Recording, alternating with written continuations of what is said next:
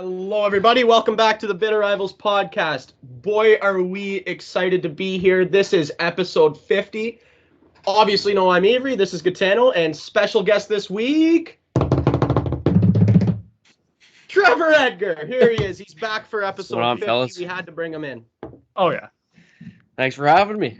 Oh, it's a pleasure having you, Trav. I just want to start by saying it was about 6 weeks ago, around episode 44, when we were kind of started planning episode 50. And the first thing I said was, we got to get Trev back. Absolutely. One of the biggest supporters of the show. Oh, yeah. Just love him to pieces. We're so happy to have you back here again. So we have so much shit to talk about. We have the NHL Trade Deadline in 8 days. We have the outdoor game at, what is it, still Tim Hortons Field in Hamilton? Is that still what it's called? I think it's still Tim Hortons Field, yeah. Where the Ticats play. That stadium. Outdoor game between the Buffalo Sabres and the Toronto Maple Leafs tonight. We have some debates to be had. I can already tell you that we're going to argue about who the best player in the world is today. Yeah, there's so much going on. Montreal's still rolling. They tapered off a little bit? Little bit. They still winning games, though. Yeah. The Leafs' goaltending situation is absolutely abysmal. It's just... So do you want to start there, Ave? We'll start there. So since January 1st, the Leafs save percentage is like, it would have been a bottom 5 save percentage in 1980. That's how bad it's been. It's atrocious. It's absolutely terrible. Jack Campbell's out 2 weeks with a rib injury. Peter Mrazek has an opportunity. Again, I forget who we even played. We went, Arizona has an opportunity against Arizona. Was it Arizona? Yeah, no, it was Arizona. Yeah, that was the overtime game. Yeah, that was the overtime game. Yeah, and guys hanging out at the blue line for 2 of the goals. Just absolutely, like Sheldon Keefe comes out after the game and literally says that first goal is the worst goal we've given up all year. He goes to blocker it into the corner. It hits off the inside of his blocker, pops over his head, and drops beside him to his left, where there is an Arizona Coyote player who just free goal. It's a gift. Yeah, unbelievable. The Chikrin goal, the second goal. What? Yeah, I don't want to mention the last one in OT. I'll lose my mind about that. I'm not gonna lie. I was a little excited. Oh my god! Just because I was like episode 50 and we get a ref rant, like perfect. Yeah. We'll talk about that later. We'll keep the ref rant for later. But the goaltending has just been abysmal. The thing is fans are calling for all these trades to pick up all these guys. Who are we trying to, like, Marc-Andre Fleury's been almost worse than Jack Campbell since January 1st. He's been terrible. He's been god awful. Trust me, he's on my fantasy team. I know. Why would we do that? Why in God's name would we go after a guy like Marc-Andre Fleury who's at the back end of his career? We'd have to give up an arm and a leg for him. For what? Is that going to be the difference? Picking up Marc-Andre Fleury, whose save percentage is just as bad as Jack Campbell's. That's going to be what saves us. I don't think so. I'm sorry. No, I'm inclined. It's just not going to happen. I mean, the right choice at all. The one thing I will say there is he has the playoff experience. He's won 2 cups. But if we're gonna go like that, like I Peter Mrazek hasn't won cups, and I understand that he hasn't won cups, but Peter Mrazek has played a lot of good hockey in his career. No, 100%. I've said this from the very beginning. Anybody who watches this show knows my thoughts on goaltending. It's the most random, ridiculous thing. There's like 2 or 3 guys in the world that you can actually rely on. Yeah. And one's Carey Price, one's Andrei Vasilevsky, and the other one's Shesterkin. But even Shesterkin, that's only like a this year thing. I would argue that he's not even that proven either. So was that Trev Hellebuck? Yeah, I'd argue about Hellebuck being on that list. He's been awful this year, though, Trevor. He's been terrible. I don't know. I think he's been more good than bad. If you look, you put overall. Price on that list, and Price has had a lot of shit years in recent memory. Can Price turn it on, and is he absolutely amazing? 100%. I'd put him on that list. No doubt about it. But if you're going to do that, I would argue that Hellebuck should be on that list too. That's fair. Might be having an off year, but like you said, goalies, totally random. Who knows? Totally random. Like, look at, you got Matt Murray coming in, wins back-to-back cups. It's been absolute dog water since. Yeah, So, just like, shit. The Ottawa Senators signed him to like a fucking 5x5. Yeah. He's just been he's awful laughing. since. He's got 2 Yo, rings and like he's he's making money. He's perfect. Yeah, he's making 5.5 fucking playing in the AHL. Yeah, Beautiful. yeah. Honestly, hilarious. Just on goalies, just quick with you, Trev. Yep. Episode 6 of the Bitter Rivals podcast, you said Jack Campbell was the -- 1 goalie. Yep. We I mean, kind it of looked good for a long time, so it looked like I was a genius. But I mean, that being said, I think he still has it. He has the potential for sure. He's shown it, and it's not like he had it for a little bit. Like, he was rock solid all last year and for a good chunk of this year. And I mean, now he's out with injury, so maybe that's what's been like him. He hasn't had a great run totally this year. That's for sure. But he strikes me as the type of goalie that's like pure confidence, and if he gets kind of rattled, that, you know, he needs the team to pick him up, and then he'll start playing to that potential again, which is, you know, could be dangerous in a goalie for sure. But well, especially come playoff it's time. also his first, yeah, exactly. But it's also his first time as a starter. I mean, he was backing up quick for like 4 years in LA. So I mean, I think you got to give him some time. I'm not ready to throw him out at all. No. Which brings me to what you were saying with Fleury. Like, yeah, what do we got to pay an arm and a leg for a guy that's on the back end of his career with basically no upside, when Campbell has all the upside in the world and he's not making all that much money right now. So I think you kind of got to, goalies are voodoo, and you kind of got to ride it out. So, you know, as soon as you trade Jack Campbell, he's going to go on and win the Vezina. So look at Freddie Henderson right now. Yeah, Anderson, I think he's leading in both wins and save percentage. Like, he's leading the league in goals against at 2.06. He's second in save percentage with .929, and has 3 shutouts on the year. So he's a decent Those are goalie. solid numbers. Yeah. And just back to Jack Campbell for a second. Maybe he was hurt, because now he's out with this rib injury. It's been noted. He, like Morgan Riley actually said after it was announced, he told me he's been dealing with this for a while. So that might have something to do with his drop off in play, because like you said, Trevor, for the first half of this year, like, we're talking about a Vezina caliber all-star goaltender. This guy was at the all-star game. Yeah, no, he's been and something just changed. It wasn't like, you know, he gradually slowed down. He was going from all-star caliber goalie to all of a sudden just after not the All-Star very break. great. Since the All-Star break, he's been god awful. Yeah, so he's been terrible. Well, and do you know what? This 2 weeks could be injury, could be confidence, could be just a whole number of things. Like, just he was also sick in that stretch. Yeah, so I mean, Yeah, it could be a slew of things. I mean, who knows? He was injured, he was sick, and confidence has been rattled because of those things. And, you know, the team came out hot and then was kind of like not putting up goals also for a while, and just you know, it's just a combination of things, and that's what it is. I think they got to play through it personally. I know fans like to react and freak out because whatever, and it's like, okay, we're still having a franchise year right now. Like, what are we, like 30 something, and it's like the Leafs are winning, they're doing well.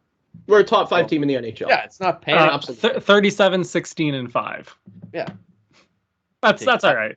If you told me that at the beginning of the year, just think of like, what was it, game 4 or 5? Guys were throwing jerseys on the ice this year. Remember that? Yep. Yeah. So it's just the Leaf. That's just nature of being a Leaf fan. People are reactionary and insane. So we're ridiculous. I mean, he could continue to be absolute trash, and you know what I mean. But I mean, I think we addressed at that point. I don't think you just absolutely. I don't think you panic and get rid of him. I don't think there's any way if they could pick up some kind of goalie. I mean, maybe that would be all right. But Campbell, Mrazek, if they're playing well, is, you know, great tandem. It is. If Mrazek's playing up to his ability and Jack Campbell is playing, like, that's the thing about Jack Campbell, is I don't necessarily think that he is a 60-game starter, and I don't think he ever will be, right? No. Like, I think he needs that tandem of Mrazek to be good. That's just my. Well, I think the league has almost shifted away from that now. Like, there's very few like 60-game starters anymore. It's always like we said, Vasilevsky, Hellebuck, Price, and even Price probably not anymore because of the injuries he's been through. No, I think like the best contending teams other than Tampa have a 1A and 1B. Oh, yeah. Yep. Yeah. So just staying on the topic of goalies, did you guys see what a beauty goal Alex Nedeljkovic scored there? Did you guys see that one? I actually would have skated. I would have just took myself off. I don't know. I don't know how you come back from that. Like full on Patrick Waugh. I'm never playing for this team again. Trade me, please. That was outrageous. Like that's like to actually like hit that on the bounce and go 5-hole on yourself. Like it's impressive. Not in a good way. You couldn't do that if you tried. No, exactly. Yeah. So let's get some conversations in here about the outdoor game that we have coming up 4 p.m. today. So this episode will actually come out at the conclusion of the game. But let's pump out the tires. So it's an interesting game. What are your thoughts on the jerseys, the uniforms that the Leafs are coming out with? They're not great, not terrible. Kind of the middle of the road. I don't think they're as bad as everybody says, but like I kind of like it, the dark blue and the light blue but I'd like to kind of see something different. Like I saw that jersey that Bieber was wearing, the black with the navy. Like I like that. Like why not go with some sort of style like that? I thought it looked pretty good, but I don't hate it. I think maybe once I see him out there, I might like it a little bit more. Hard to say.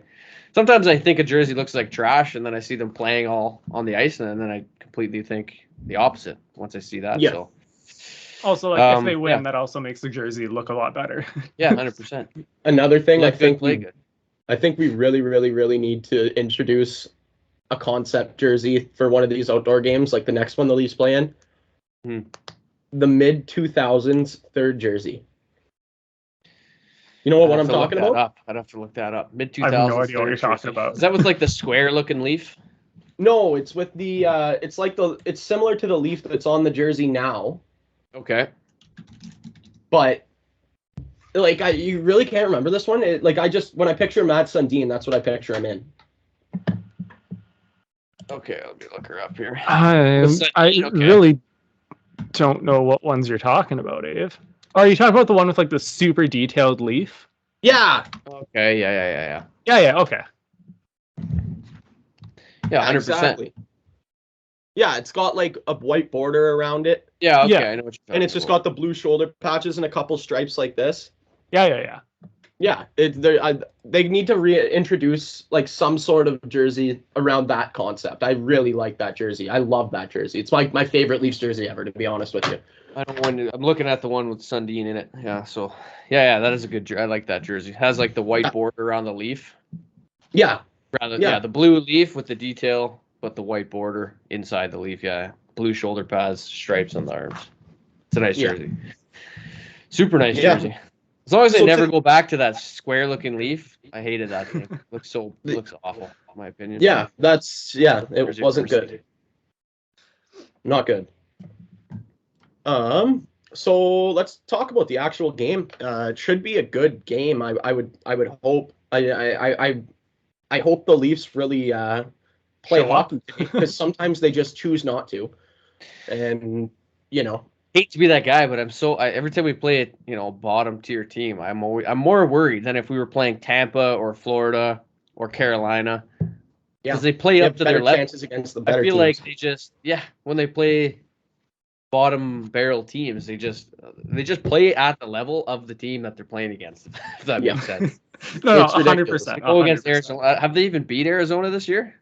I know they lost twice. I don't know if they've played them any more than that. I don't think they're a Western Conference team. I don't believe we would play them any more than that. Oh, Jesus. Yeah, and you're right. I don't understand why they do that. They do. They play down to the level of their competition a lot. Yeah, I wish we were playing against an all-star team. Put the all-stars on a team against against us for the Heritage Classic. I'd feel way more confident than I do about it right now. Yeah. So, best player in the world, Austin Matthews. Secret time. I'm wearing his jersey. Yeah. It's not secret. Well, I mean, secret time on Spotify, but it's not secret time on YouTube, Trev. Yeah, that's okay. Yeah, he's all right. He's all right. Best player in the world, and yes, I will say it. Connor McDavid is not as good as Austin Matthews at the sport of hockey. He just isn't. See, like, that's becoming I'll less controversial to say, and I'm in your boat too. And there's probably bias in there. I understand that, but I'm not gonna pretend Connor McDavid's a slouch. It's not like he's the second best player in the world. Absolutely. Yeah, when it comes to an overall complete player, Austin Matthews 100% of the time, every time. Yeah. If I were to start a franchise today, I'd be taking Matthews instead of McDavid. Absolutely. Absolutely. I just don't think I could not pick McDavid doing that. Matthews every time. You need a guy. So let me just, and this isn't even talking about his skill on the ice. Whose personality would you rather have in your locker room? I've never been in the locker room. I've never been in the locker room with either of them. I don't know what goes on in either of those locker rooms to really say. Connor McDavid has the personality of a fucking rock. Like, I'm not kidding. I personally believe that's part of the reason that they don't win more, is because their best player is like Eeyore from goes out and plays the game and leaves. And to me, that's what I see. Austin Matthews has heart, soul, endless swagger. Like, it's not even like the most swaggy player in the league, and it's not even close. Like, that, you cannot argue with me. Like, Trevor Zegras, but the best player in the world. That's what Austin Matthews is. So that's who I want in my dressing room, first of all. Second of all, the 200-foot game, Connor McDavid doesn't have it. No, he doesn't. He just doesn't. He plays 100, 150 feet of the ice. Austin Matthews plays 200 feet. Yep. Right? I agree. And I understand that Connor McDavid is dominant too, but watching like Leafs games, I have not in a million years, my whole life watching hockey, I have not seen a guy who just, when he turns it on, you can't stop him. You can't. It doesn't matter what you try to do, how you try to defend him, how many penalties you try to take, he'll get through you every time. But McDavid is the same. And you see, like, I think of those goals of walking through the Leafs team, walking through, I think it's the Rangers, like those ridiculous goals where he just picks up the puck and goes, okay, I'm scoring now, and just fucking dances through everyone and scores. Like, and it's the same. I'm not saying Matthews can't do that, but I'm saying McDavid also can do that. And so 100% he can, 100%. So but that's just one aspect of the game. Exactly. That's exactly it. Matthews is the complete package on, you know. He's an absolute monster at stripping the puck, absolute juggernaut on defense. Like, it's not even close when it comes to those two players. Let me put it to you this way. Connor McDavid doesn't take many defensive zone faceoffs. Mm-hmm. Austin Matthews takes a lot of defensive zone faceoffs because what that whole line, actually, Marner, Bunting, and Matthews have bought into is, you know how you score goals? You get the puck. You take the puck by any means necessary. And then you move up the ice and you score goals. That's how you create your offense. And they do it better than anybody in the league. They're the best line in hockey right now. They have the best player in hockey right now on that line. And they show it every game. They don't take games off, man, that line. They don't. That line hasn't taken a game off this year. 100%. It's facts. The rest of the team may have. Yeah, no, that was a little more what I was alluding to. Yeah, you're probably right that line maybe hasn't taken games off, but like the team has. Let's circle back to a game against Minnesota that we won 2-1. Austin Matthews won that game. It was a 2-1 game. He scored 2 goals. The first goal was just a goal that only he can score, ripping the puck through a defenseman, top cheddar. Goalie has no fucking chance. Like, you just don't have a chance. Second goal, hounds the guy on the back check. Like Trevor said, monster on stripping the puck, makes the pass over to Marner. They go in on a 2-on-1. Marner dishes it back. 2-1 hockey game. Leafs win. Austin Matthews, if he wants to win a game, can single-handedly win a game. The coach, Keefe, when asked, why does Austin Matthews not draw more penalties, which we'll talk about more later, he said, you know why he doesn't? Because he's unstoppable. You can try to take the puck from him. You can do whatever you want. You're not going to take him down. That's why. That's why he doesn't draw more penalties. Because you can't stop him. 100%. That's exactly why. I was going to. And if your coach is giving you that kind of praise, man, best in the world. Best in the world. And you know, we've said this for like, this is probably about 3 or 4 weeks in a row now. Like, I'm not arguing against it. Connor McDavid is just, he's just so phenomenal that it's just hard to argue that he's not. But like, this is my issue with Connor McDavid. He took a month off. Like, you know what I mean? And they sputtered. He's had 4 coaches. I mean, but how much is that his fault? How much is that management's fault? It's that whole situation. Oh, don't get me wrong. We've talked about how bad the management in Edmonton is, but he has to shoulder some of the blame. And he 100%. Also signs off on everything that management does. You have to remember that.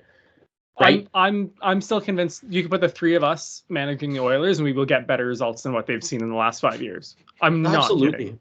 Staying on the fucking, I need to mention this because it's outrageous. Speaking of bad management, Chuck Flesher just signed Rasmus Ristolainen to a 5x5.1. Yo, I thought that was a meme when that first got posted. Because like we're in that time now, you know, 2 weeks before the deadline. You know, God. I've seen a couple of things of like you know, like jokes of the Habs, you know, re-signing Sherratt, the Habs re-signing, like, you know, seen stuff like that. So I saw, you know, the Flyers like sign I'm like, haha, it's a good one. And then it was like all the accounts had check marks, and I was like, oh God. Oh no. Oh no. Like, why? Like, just he's not even good. Like, he's like a bottom pairing guy. Speaking of that, you saw that Kotkaniemi signed an 8-year deal in Carolina? Yeah, at 4.5-ish, 4.6, somewhere in that ballpark. Yeah, it's somewhere in there. It was between 4 and 5 for sure. Yeah. Thoughts? I mean, good for him. Secure the bag. How's he done this year on Carolina?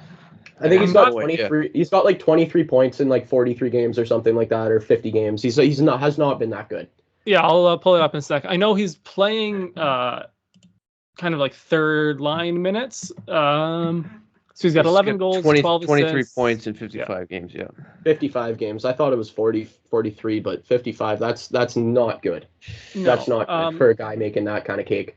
He's making 6.1 right now. Well, he's got 226 games in the NHL. I didn't think he's been in there that long. Well, he basically played. He wasn't supposed to. When we first drafted him, the original kind of plan was that he was going to play his first season would have been last season. Mm-hmm. But he had a phenomenal rookie camp, so he fucking came in right as an 18-year-old.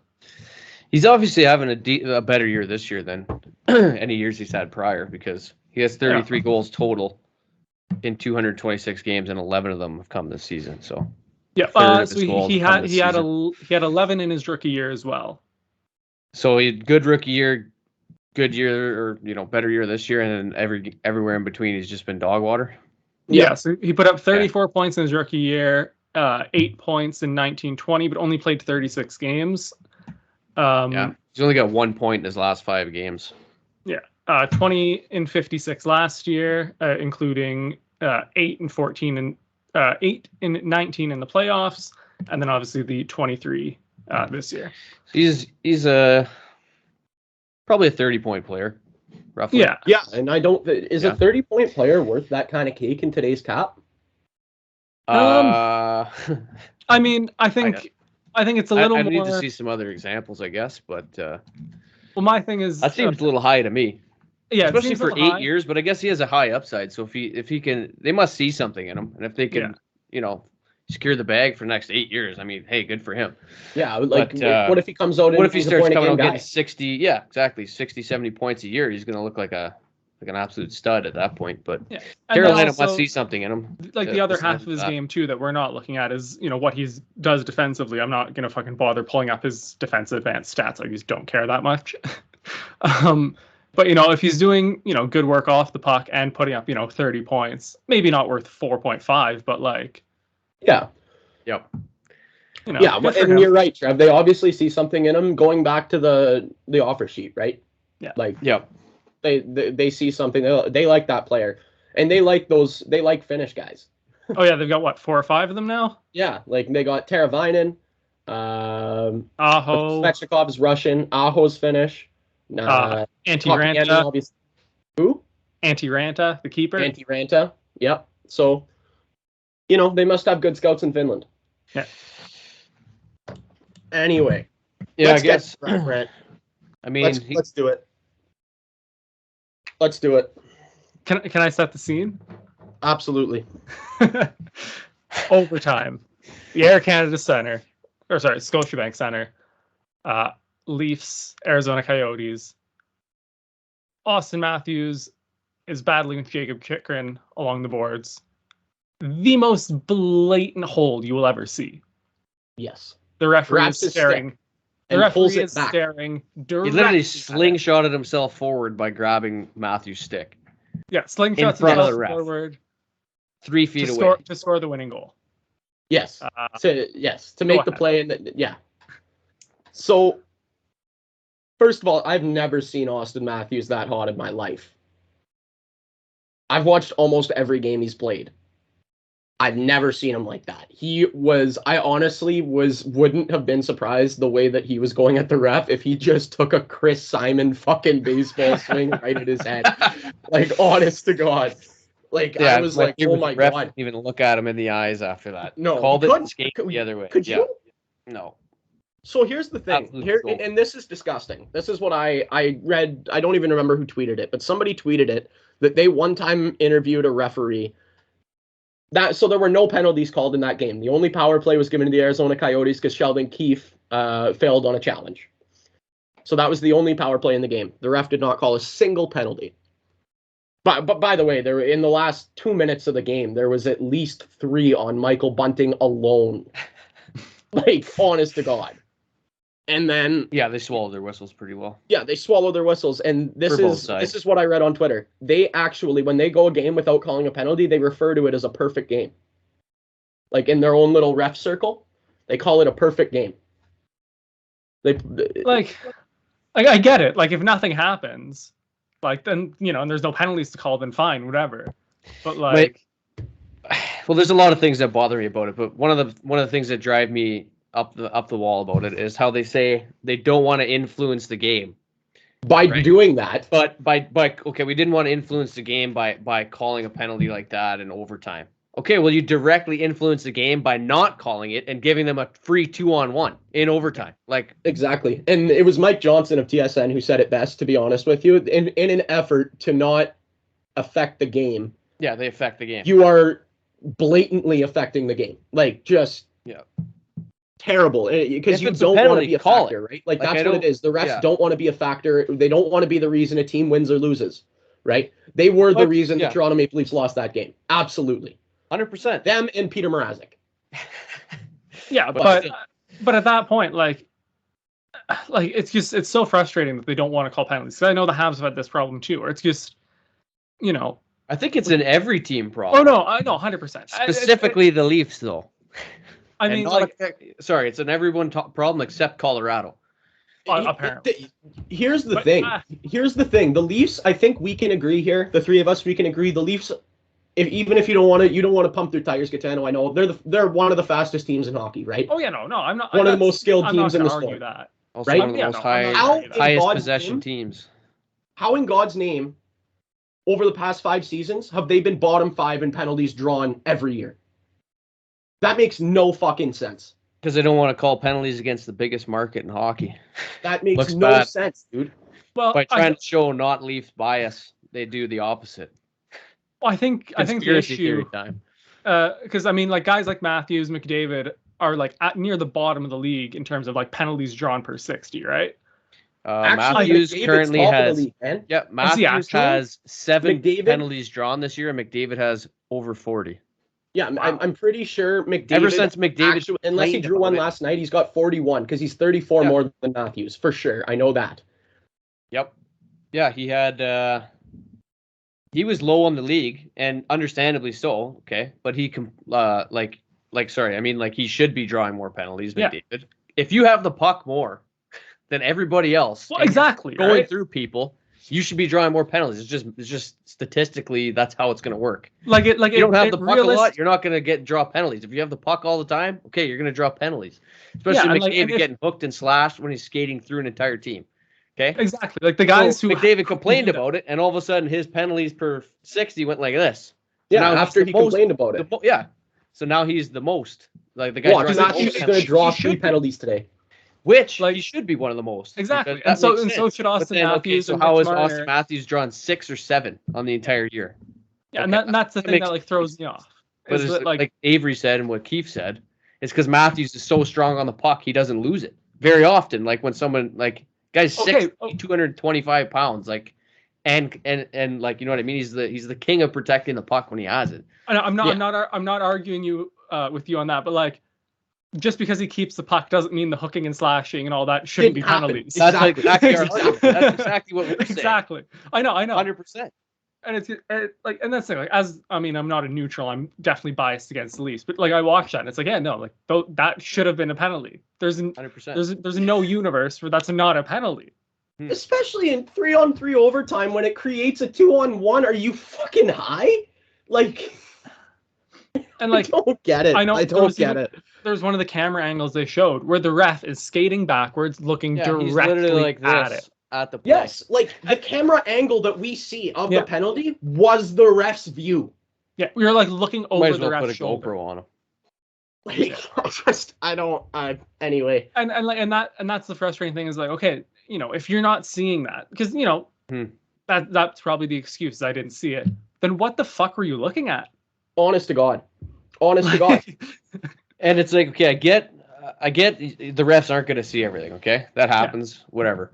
That's blatant in front of you. But yeah, exactly. But when something happens that's completely obvious directly in front of you, you got to see that. And it's he saw it. Of course he saw it. He just didn't chose to not call it. He chose to not call it, which then lost them the game. And it's okay, I can understand shit happens, okay? Nylander had a breakaway, couldn't bury it.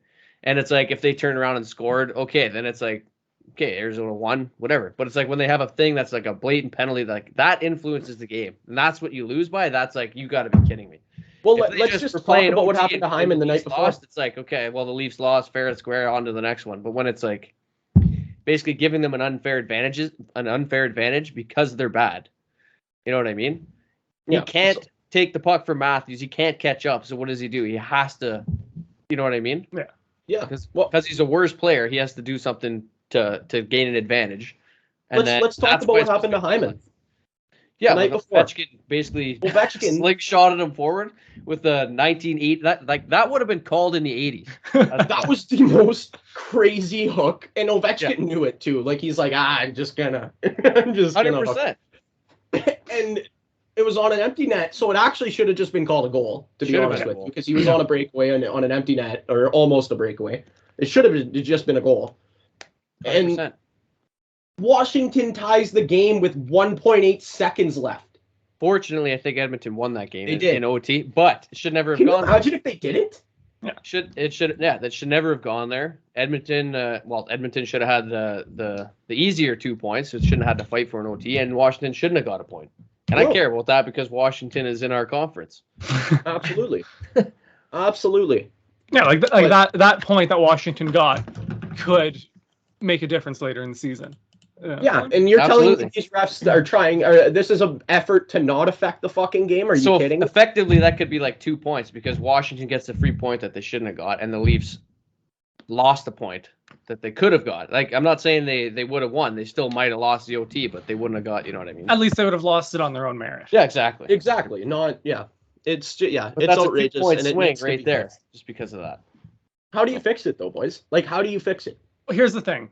If owners and management wanted better referees, they would get better referees. Here's how you fix it. Keefe goes out there. Dubas tells Keefe. No, it's the union. Yeah. And what they're told. I guarantee you that they're told to do that. No, but that's what I mean. If they're told, you see a penalty, you have to call it. If not, you're getting fired. Exactly, right? But obviously, someone in the hierarchy isn't telling them that. Someone in the hierarchy is pitching game management, and people like the owners, like the GMs, are not arguing against it. You know what I mean? Like Jeff Molson's not showing up at the owners meeting and going, "Hey, what the fuck's going on with the referees?" I would think that the closer a game is, the more that people watch, right? They try to make a game exciting rather than, okay, if Michael Bunting should get 7 penalties in a game, they should give him 7 penalties a game. Maybe he should learn to be a better player or whatever. I mean, that's what it should be, right? Yeah, and 100%. I keep doing it. People, I guess, as in like the higher ups in hockey, want it to be. They want to make money. That's their goal. They don't give a, they don't care about anything other than make money. Yeah. Which is their job. So fair enough. But I would think that when they call it closer games like that, it makes it more exciting, makes it, a bunch of different things, right? Yeah, I don't know. Yeah, but it's the integrity of the game, right? Like it's. How are you supposed to? It's embarrassing. Say that again. But I said, how are you supposed to bet on hockey when you got basically game management going on rather than just calling the rule book? And I get it. There's betting on hockey. I'm absolutely pissed at Nick Ritchie. I thought that was for sure. No, just so you know, I started my degenerate gambling addiction by betting $100 on Nick Ritchie to score against the Leafs, and he did. That was your first bet? Ever. Oh, no. Not your first bet ever. I've got a list of degenerate gambling on this podcast. No, but real betting. I know. Real bet. I'm not gonna lie. It's like last night watching UFC. I'm just sitting there like, dude, it makes the game on this guy so terrible, but so great at the same time. I know, it's terrible. My first bet was the Leafs winning by 2 against, I forget which team, and they ended up winning by 2, and it won me a lot of money. But that was the game. Tavares hit the empty net. There was an empty net. Tavares went in and hit the post. I've never been so happy for Tavares to miss the net in my entire life. They would have put him up by 3. Thank God. Oh, but that's funny. Oh, it was just 2. It wasn't like 2 or more. No, I bet $100 on them winning by exactly 2, which paid out like $800. That's wild. Yeah, there's like 12 seconds left in the game, and he was like not. Like, he had a defender on him, but he was a step ahead, and I was like, oh, my God, no! And then he hit the post, and I was like, yes! I screamed, man. I did a lap around the house. Let's go! And then, like I said, gambling addiction was born, so. That's awesome, man. Oh. And that is exactly why I do not gamble, because, it would end very poorly. Yeah, I got to limit myself. All right, should we fire up some fill in the blanks? Let's rapid fire, Trev. Yeah, so some rapid fire fill in the blanks. These are some of the biggest, the bigger, more prominent ones from the last 8 weeks that we've been doing this. So number 1, favorite all-time Leafs moment. That's a good question. Honestly, probably when Darcy Tucker absolutely ruined Sammy Kapanen into the boards and couldn't get up and had no idea where he was. I think I've watched that 500 times. I love that. It's so good. I wish we had Darcy Tucker still. My favorite Leaf. So, mine, I don't remember what I answered last time, but I have Matt Sundin scoring number 500. I think that's probably what I answered last time. Probably. And that or Matthews hat trick in his debut, probably. Yeah, that was going to be that's definitely my runner-up is the 4-goal debut. Yeah. When those fucking lottery balls fell and we got the first overall pick for 34. Oh, man. Think about how different this podcast might not even exist if that didn't happen. No. We might still be in rebuild mode. I don't know. Honest to God. Oh, man. That changed the franchise, dude. Changed the franchise. Absolutely. Absolutely. All right. Your all-time favorite Hab? That's easy. Guy Lafleur. Fair. I'll give you that one. Good one. The all-star event you would compete in? I get blown out by absolutely everything, so I would say maybe fastest skater because I might not get embarrassed as much I might maybe have a step on a couple guys. I don't know. The most underrated player in the league. That's a good question. Two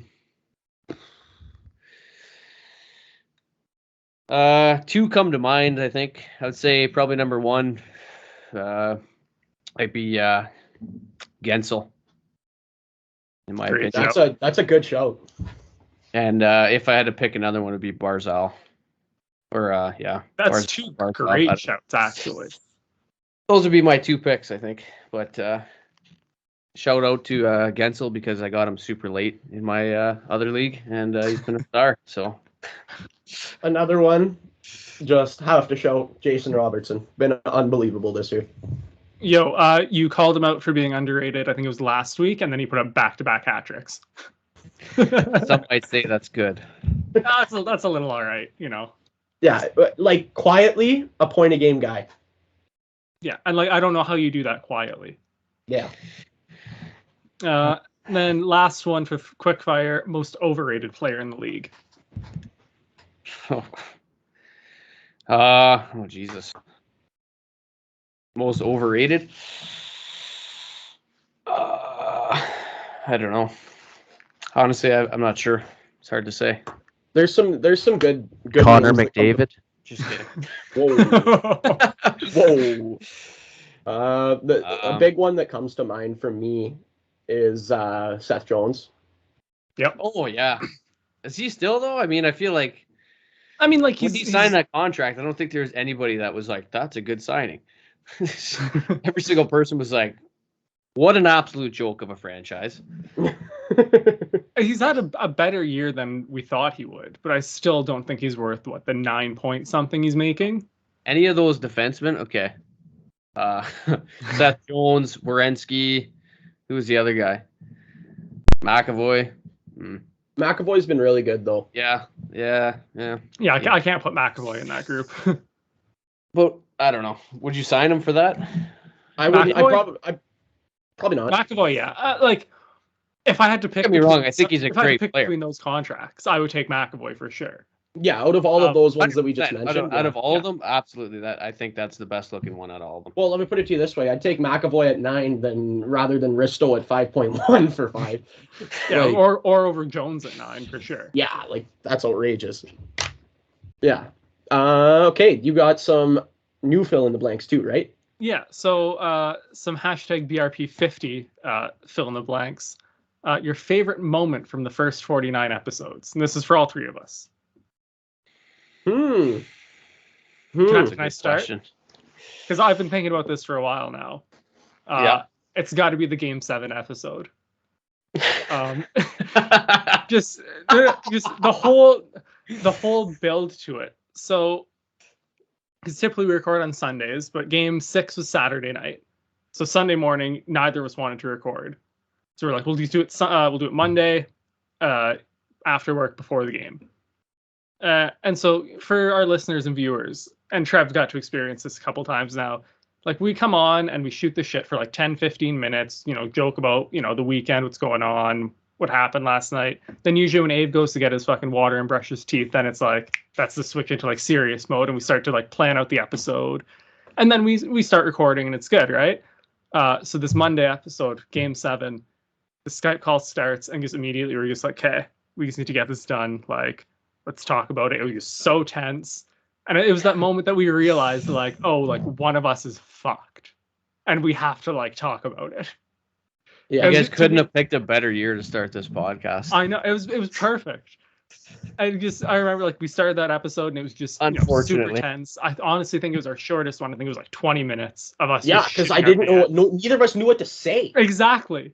I like ended the thing and like there was no like, because we'll bullshit after this Skype call is done. Like there's none of that. It was just fucking straight business. It was just hilarious because it was like, oh, like this is serious now, and that's why it is my favorite moment.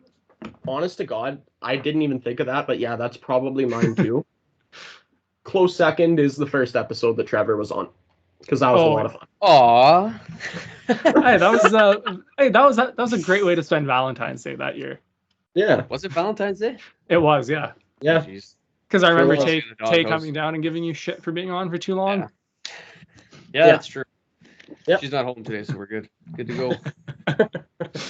Nice. Yeah, so that's Yeah, no, that you're right. That was that was a like experience that day. Just it like really was. You're both sitting there like looking at each other like there's a lot of awkward silence in that episode. What is gonna happen? Couple cheers. Yeah. Oh.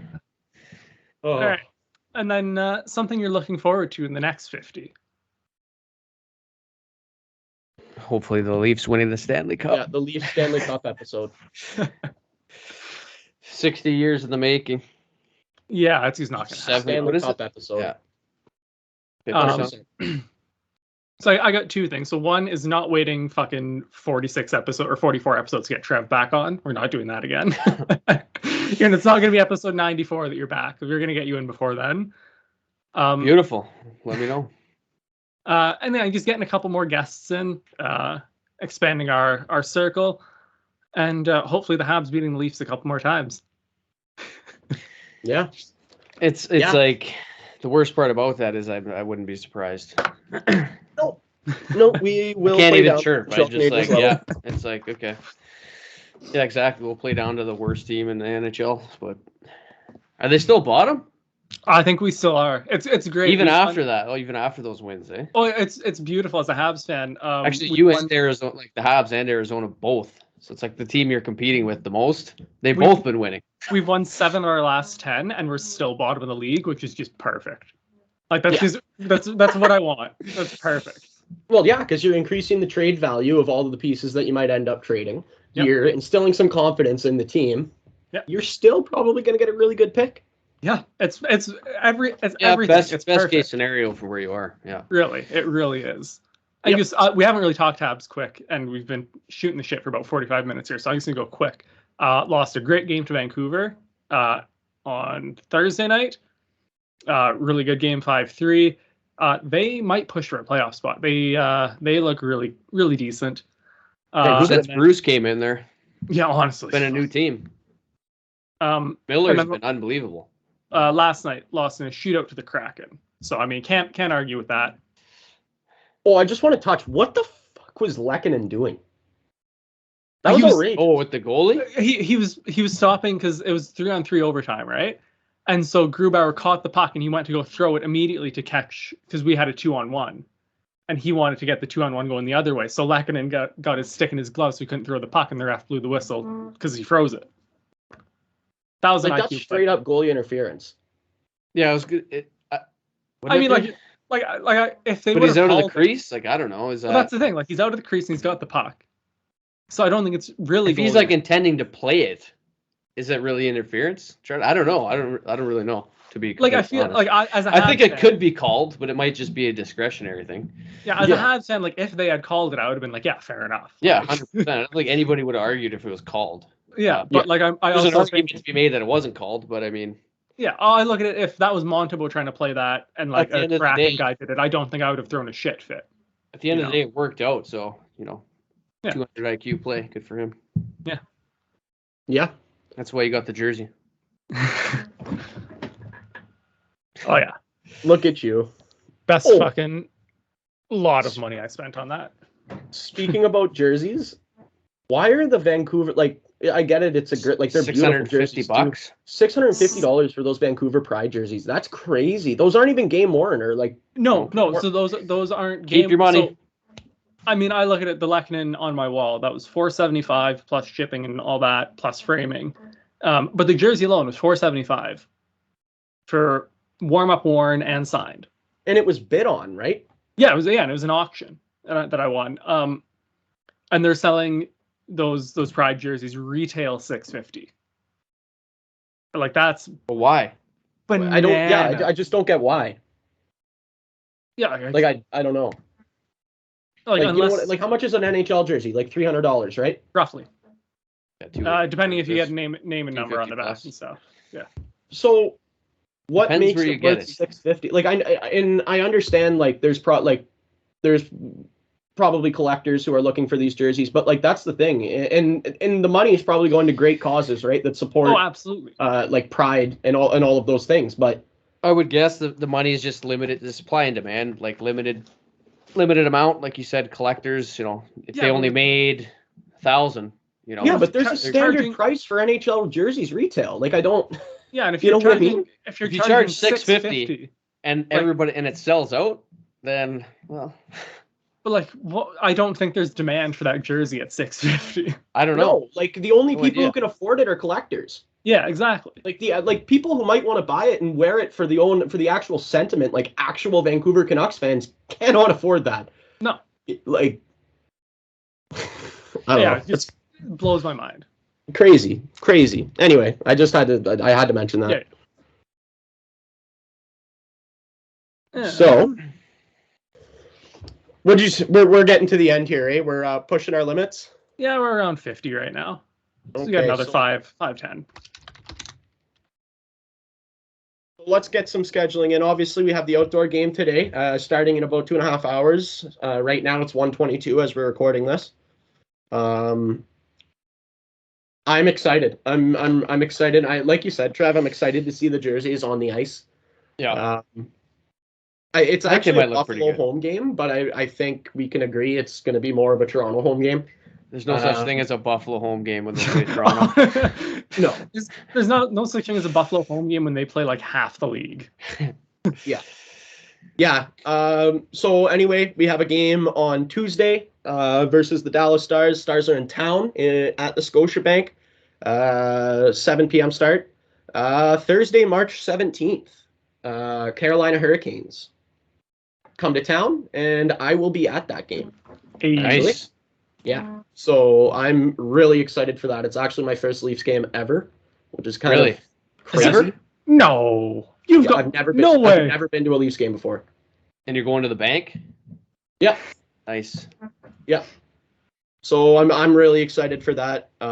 Make sure you drink beforehand. It's very expensive. Yeah. Yeah, I know. So yeah, that's exciting. And then we're in Nashville on Saturday. And that's what we got for the week. I will be home on Friday, so I'll be able to catch that Saturday game. And yeah, I'm excited for the week of hockey. I think this is a really, really good opportunity for Peter Mrazek to figure his fucking shit out. Like, he needs to. 100%. He needs to. This will be a pivotal game for him. Yeah. Today is going to be. Oh yeah, he got the start for the outdoor game, eh? Yeah. Well, what do you do? Keith has been shitting on him too, man. Sorry? Throw him in. You can't take. I can't even remember the guy's name. Calgren. Yeah, Calgren. You can't just take him and throw him into like the NHL Heritage Classic to be his first game. Like, so I get why he's going. I get why he's going with Peter. The Habs did it in 2015, 2016 with the outdoor game against Boston. Fucking Mike Condon. It was like his fifth or sixth NHL game. Yeah, and we won it 5-1. Great. But I mean, he's like the emergency backup, So it's like, I get it. Why you're going with Mrazek. You got predictions for this game or what? Yeah, let's go for it. I'm gonna. I want final scores and scorers, please. Okay. You don't need to give me Buffalo scores. Look up some Buffalo players. No, you don't have to give me Buffalo scores. Just the Leaf scores. Okay, I'll go first here. I'm gonna go with a 5-3 victory. Jesus Christ. Sorry, that's exactly what I was gonna say. I'm gonna go with a 5-3 victory, and I'm gonna go just because he loves the stage. Matthews hat trick, because he loves the stage. He's gonna go crazy today, I guess. I believe it, and I think Johnny T scores a goal. Okay. And Mikheyev. Nice little twist. Mm-hmm.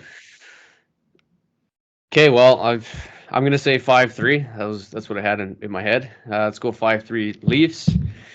They're gonna hit an empty netter. It's gonna be, 4-3 tight game. Matthews is gonna pot 2 goals. I think Nylander's gonna get one. And Bunting's getting one for sure, so that line will do well. Yeah, Bunting's gonna get one, and he's gonna get the 4th goal, which will be the game winner. And last but not least, Engvall's going to get one, because why not? Fair. I don't know. All My right. dad, instead of calling him Pierre, just calls him Pear. And it's hilarious. So I just started calling him Pear. Well, it's going to be 7-0 Buffalo. So I'm gonna just go delete for- this if that happens, please. I'm going to go for a 4-3 overtime win for the Buffalo Sabres. Fair. Absolutely fair. Tage Thompson and Skinner with 2 each. Matthews, Bunting, and Do we have any ex-Leafs on Nylander. Buffalo? I don't think so. Because if we do, they're getting 6 goals for sure. Colin Miller still on Buffalo? Who? Who are your Leaf scores? You said Bunting, Matthews, and I said Bunting, Matthews, and Nylander for 3. And then Thompson and Skinner 2 each. Jeff Skinner. Skinner. What a legend, man. Just absolutely secured the bag. Oh my God. I think we've said it a million times in this podcast. I want his agent negotiating everything I do in life. Yeah. You're not picking Cousins to win? Or to win to score? Nah. Cody Eakin. Cody Eakin, best world's hair in the ugliest NHL. player. Oh, yeah. Such good lettuce. No, if we're talking lettuce, Michael Pizzetta's in there for sure. Pizzetta. You can't even Oh my argue. God. I don't even know what to call his lettuce. It's just outrageous. It's beautiful. It's outrageous. Anyways, the Habs this week, we've got the Flyers actually tonight at 7 in Philadelphia, and then a little home stretch with the Yotes, Stars, and Sens coming on Tuesday, Thursday, and Saturday. Nice. So hopefully Should a be good couple games in week of there. losing for you guys. So, okay. So Colin Miller does still play for Buffalo. Oh, but he's out hurt though, yeah. eh? Is he hurt? Yeah, I was going to say. I'm pretty sure he's out hurt. Well, he hasn't played since the 15th, so I was looking to see if he was playing. Because then I was going to say he's definitely scored. Good old Sioux boy scoring for sure. Yep. Yeah, friend of T-Gem. Yeah. So there's one last thing. So the trade deadline is going to be next Monday, so we'll be able to talk about it next week. Trev, any predictions for the trade deadline for the Leafs? I have no idea. I see so many things online. I don't know. I think the biggest thing I see, which I'd be happy with, is getting Chikrin, whatever his name is. Chikrin. He got hurt last night. He might not be available anymore. I wouldn't mind seeing Hall get shipped off for no reason at all. Bag of pucks and some Gatorade? Not even. Just I don't know. I'm not happy with him. I haven't been since last year, I think. I don't know what it is, man. He's been playing better the past couple weeks. He has, but I don't know. I have zero. I have zero. Can't trust him. I feel like that's all just been destroyed. So it's like I don't know if that'll ever come back. Maybe it will, but what? I don't know. I like my faith in Hall, because like last year he went on this stretch. Like at the beginning, he played really well. Especially Hall for Norris. Yeah, remember that? But seems like a lifetime ago. No, he played really well out of the gate, and then just kind of was like, I forget how to play hockey again. I don't know what it is. It's like dude just misses every assignment given. Like I don't know. So many it's depressing. I don't even think I was everyone calls him like the Jake Gardner now of our defense, I guess, but I don't know. I'd like to see our defensive line get shored up. That's for sure. If we can get like a top 4 guy, then I'd be happy. I'd like to see Muzzin playing up to what he should be playing.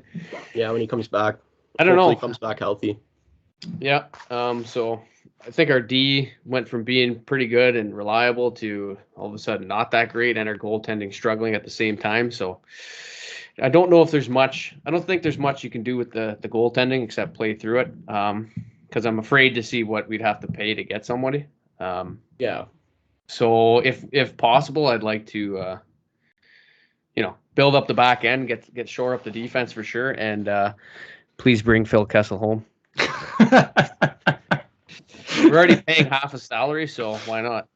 Yeah, and man, there's a couple hot dog carts downtown Toronto that he just frequented them. They're missing him. They're missing him hard. Man. Instead of throwing waffles on the ice, guys, we throwing hot dogs on the ice. I would be so happy if Kessel came back to Toronto. Yeah, just play on the He'd get flank. a hero's welcome.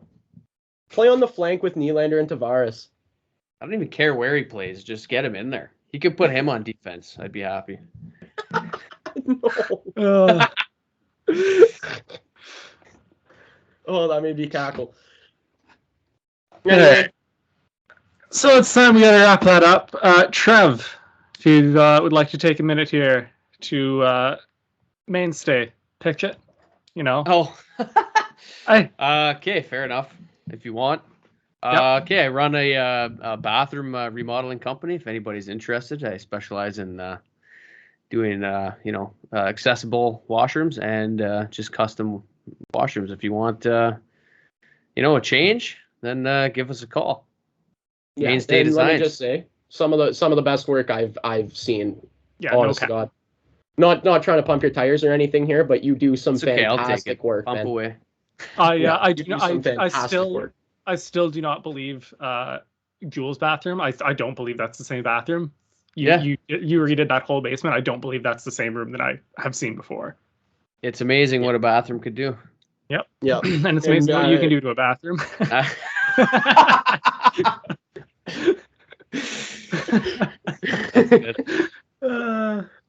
I feel like that's a great way to wrap it up. And we both expect discounts when we get our bathrooms redone for that show. Right? Anyway, thanks for coming on, Trev. Appreciate you coming. Yeah, you're paying double. Sorry. Oh, no worries. No worries. We really appreciate whenever you come on. Like Catano said, we're not waiting another 50 episodes to get your ass back on here. Pick a number between 51 and 100, and you can show up on that episode. Okay, perfect. Let's go. Obviously, number 69. That's yes. Yeah. Have to. We have to do a special for 69 too. We have to. Yes. No. Absolutely. Was there any other number I could have picked? No. As soon as I said it, I knew where we were going, and that's great. Yeah. Yep. So again, thanks for coming on, man. We always appreciate when you do. Appreciate it, and guys. we'll see you next week for episode 51, guys. Thanks.